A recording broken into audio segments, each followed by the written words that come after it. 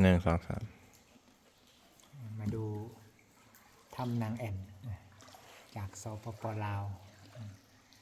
นี่เป็นความมหัศจรรย์ของธรรมชาติกับในถ้ำมีสายน้ำกว่า700 เมตรเบิ่งแล้วงามเป็นที่ตะลึง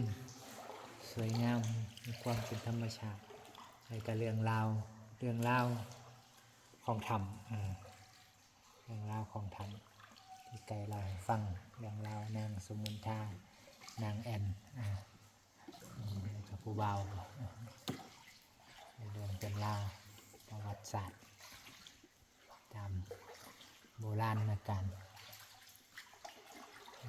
ทำที่สวยงามมาเที่ยวมาเบิ่ง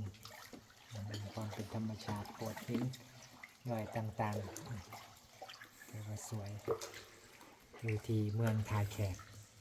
สปป.ลาว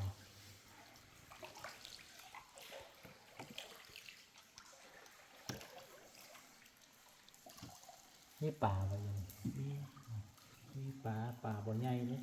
ปลาซิวปลาสอย คือบ่ใหญ่ มัน บ่ บ่ ถึก มี แดด